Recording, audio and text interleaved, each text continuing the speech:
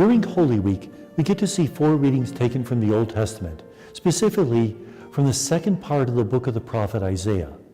Now, I say the second part because that's the part that runs from chapters 40 to 55, and that part wasn't written by the prophet Isaiah himself.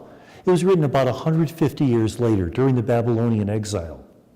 These chapters talk about the consolation that God is going to visit upon the people who are now living in exile. And it's a beautiful series of prophetic oracles that speak about the fact that God created the universe, that God himself will intervene, that God will forgive us. In fact, the very first words of these chapters is be consoled, my people. In the course of these chapters, we find 4 poems that seem not to have been written by the author of these chapters, whom we call Second Isaiah, but rather by a second author, and then incorporated into these chapters. We call these poems the Songs of the Suffering Servant. They speak about a mysterious figure who would conquer evil not with power and violence, but rather through his meekness. He'll endure suffering, and his suffering will bring the forgiveness of the people. He will be killed for the people, buried among robbers, and rise on the 3rd day. Now, there are 2 ideas in these poems that are very strange for Jewish theology. First of all, the idea of suffering bringing us forgiveness.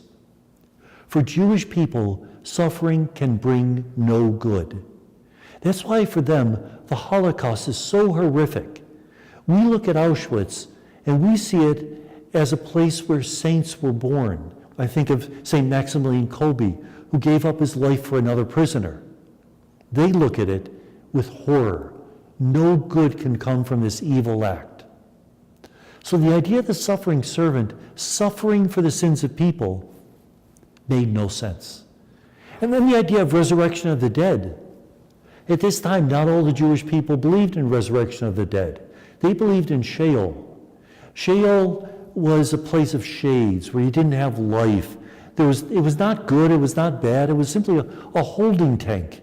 And it wasn't really an existence. There was just nothing going on. It's kind of like Toledo on a Tuesday night. It's just nothingness.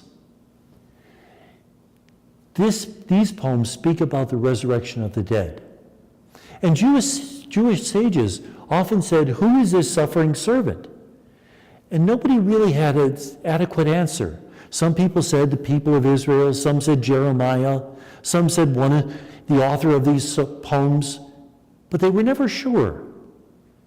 It was Jesus who applied these poems to himself. Whenever he called himself the Son of Man, now that's a title that's taken from Daniel 7, he would always apply vocabulary taken from the Songs of the Suffering Servant. The Son of Man was the title that Jesus used when he wanted to define his mission. He didn't want to be called the Messiah because Jewish people would misunderstand that. They would think that he was going to be a conquering hero. He wanted to tell them that his mission was to suffer like the suffering servant, to die for their sins, and to rise from the grave.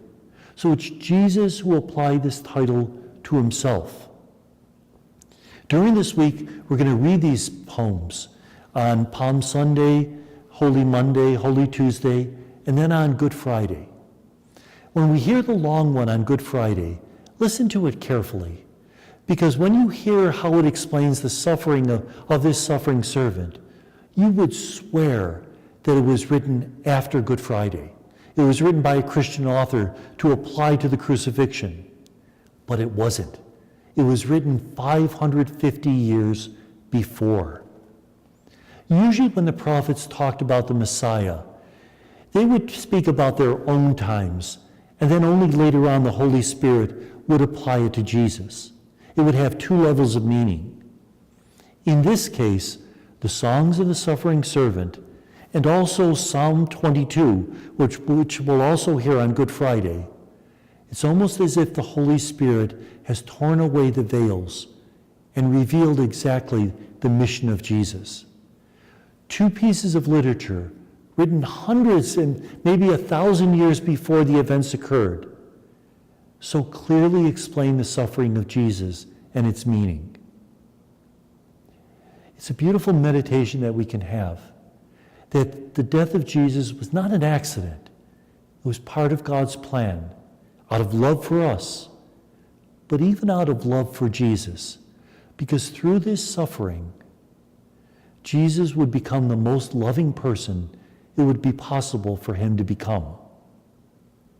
Maybe that's also a lesson for us. Sometimes when we're called to carry the cross, it's an act of purification, it's an act of learning patience, but it's also an act in which we can purify our love, to take away all that's superficial, and love not because things are going well, but because we're trusting when trust doesn't seem possible. Much as Jesus said on the cross. Remember how he said, my God, why have you forsaken me?" Quoting Psalm 22. When he quoted that, we always have to remember the last verses of that psalm say, "But I know you will rescue me." On one side, he's recognizing his doubts, his confusion. On the other side, he's saying, in spite of this, I choose to trust. We're called to that same surrender. May the songs of the suffering servant remind us that they talk about Jesus, but ultimately they also talk about us. And may God bless us.